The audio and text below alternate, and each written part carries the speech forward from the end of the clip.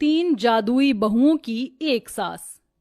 मैंने भगवान से हमेशा यही मांगा था कि मुझे वो एक बेटी दे, लेकिन आज उसने बहू के रूप में मुझे एक नहीं बल्कि 3 बेटियां दे दी। तुम तीनों इस घर की बहू नहीं बल्कि बेटी हो। हम तुम्हारे मायके वालों की तरह अमीर तो नहीं है, तुम्हें यहाँ सारे ऐशो आराम शायद ना मिले, लेकिन तुम्हें यहाँ कभी प्यार की कमी नहीं होगी। माँ जी, आपने हमें इतनी बड़ी बात बोल दी, यही हमारे लिए काफी है। हमें बस आपका प्यार और आशीर्वाद चाहिए, इसके अलावा हमें कुछ नहीं चाहिए। इतना कहकर मिष्टी, सौंदर्य और पंक्ति तीनों बहुएं खड़ी शादी के जोड़े में अपनी सास कलावती के पैर छूकर उनसे आशीर्वाद लेती हैं। कलावती के तीनों बेटे अर्जुन, कार्तिक और लक्ष्मण की इन तीनों से आज शादी हुई होती है। सौंदर्य, पंक्ति और मिष्टी तीनों एक बहुत बड़े और अमीर परिवार की बेटियां होती हैं, लेकिन अर्जुन, कार्तिक और लक्ष्मण तीनों ही गरीब होते हैं। दरअसल ये लोग एक ही साथ एक ही कॉलेज में पढ़ते थे, जहां इन तीनों भाइयों को इन तीनों बहनों से प्यार हो गया था। आज हमारी पहली रसोई है, चलो अपनी पहली रसोई की तैयारी करते हैं। सौंदर्य, मिष्टी और पंक्ति जैसे ही चूल्हे के पास जाकर खाने के डब्बे देखती हैं तो सारा का सारा राशन खत्म हुआ होता है और सारे डब्बे खाली होते हैं, जिसे देखकर ये क्या, घर में तो राशन ही नहीं है और बिना राशन के हम लोग अपनी पहली रसोई का खाना कैसे बनाएंगे? अरे तो इसमें घबराने वाली कौन सी बात है, तुम भूल गई कि हमारे पास क्या है। पंक्ति के इतना बोलते ही सौंदर्य, मिष्टी और पंक्ति तीनों ही जादू करती हैं और उनके हाथों से सुनहरी चमकदार रोशनी निकलती है, जिसके चलते सारे रखे हुए राशन के खाली डब्बे राशन से भर जाते हैं। चलो अब राशन तो भर गया, अब जल्दी से अपनी पहली रसोई का खाना बनाते हैं। इतना बोलकर तीनों बहुएं जल्दी जल्दी बहुत सारा खाना बनाती हैं और ले जाकर सबको परोसती हैं। इतना स्वादिष्ट भोजन देखकर कलावती और उसके तीनों बेटे हैरान हो जाते हैं। बहू, घर में तो राशन कब का खत्म हो गया था, तो तुम तीनों ने ये खाना कैसे बनाया, वो भी इतना सारा? और हमने तो तुम्हें पैसे भी नहीं दिए थे, तो ये सब कैसे? जब हम सुबह चूल्हे के पास गए तो सारा राशन खत्म हो गया था, इसलिए हमने बाहर से राशन मंगवा लिया था। हमारे पास पैसे थे। लेकिन बहू, तुमने राशन क्यों मंगवाया? ये सब अच्छा थोड़ी ना लगता है। माँ जी, आपने ही तो कहा था कि हम इस घर की बहू नहीं बल्कि बेटियां हैं। अब बेटियां अपने परिवार के लिए नहीं करेंगी तो किसके लिए करेंगी? इतना बोलकर सौंदर्य बात को संभाल लेती है और ऐसे ही समय गुजरता रहता है। तीनों बहुएं अपने जादू से घर के सारे काम झटपट कर लेती और घर में कभी भी किसी चीज की जरूरत पड़ती है तो वो तीनों अपने जादू से उस चीज को ले आती, चाहे वो राशन हो, कपड़े हो या कोई भी सामान। ऐसे ही समय गुजरता है और एक दिन, पंक्ति, सौंदर्य, दिवाली आने वाली है, चलो मिलकर दिवाली की सफाई करते हैं। माँ जी मंदिर गई हैं, उनके आने से पहले ही हम सारी सफाई कर देते हैं। माँ जी ये सब देखकर बहुत खुश हो जाएंगी। हमें सफाई करने की क्या जरूरत है, हमारा जादू है ना, हम अपने जादू से उसके बाद दिवाली का सामान भी ले आएंगे। इस बार माँ जी और हमारे पति खुशियों भरी दिवाली मनाएंगे। इतना बोलकर तीनों बहुएं अपने जादू से घर की सफाई करने लगती हैं, लेकिन तभी अचानक उनकी सास कलावती आ जाती है।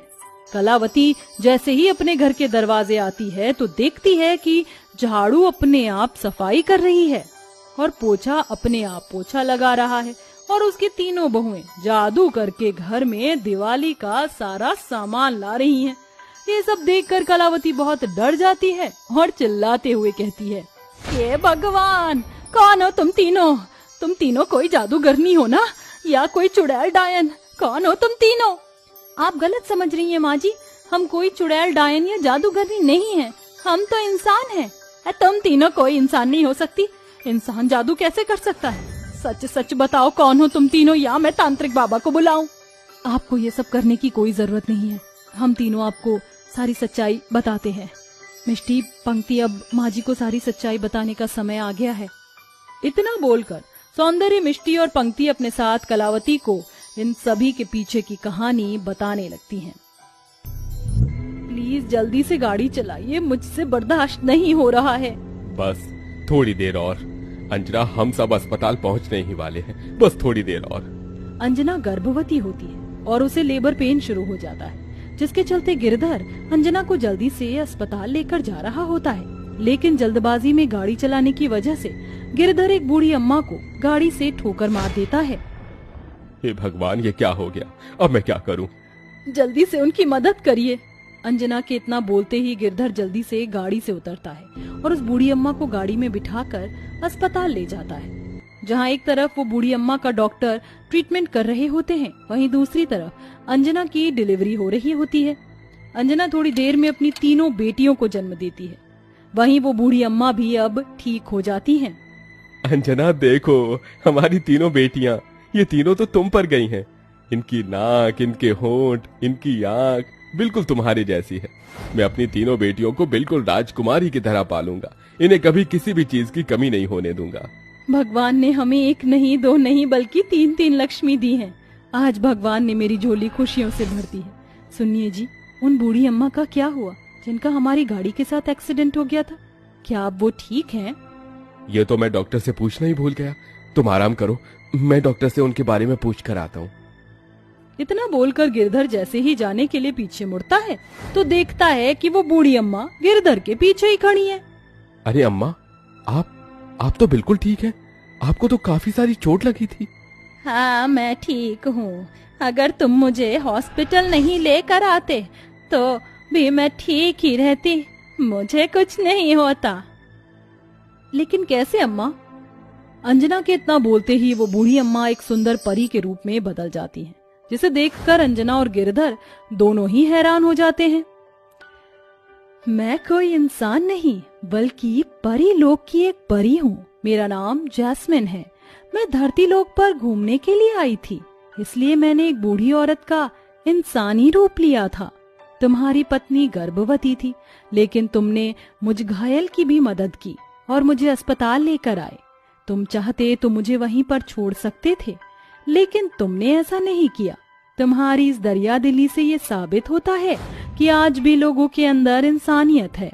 इसलिए आज मैं तुम्हारी इन तीनों बेटियों को एक वरदान देना चाहती हूँ, और वो वरदान ये है कि इन तीनों के पास आज से जादुई शक्तियाँ होंगी और ये तीनों जादुई शक्ति से हर किसी की मदद कर सकती हैं।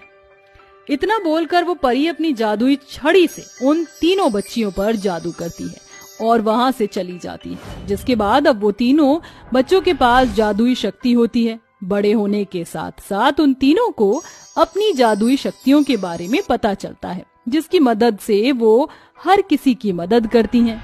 गरीबों को खाना देकर, प्यासे को पानी पिलाकर और लाचार की मदद करके।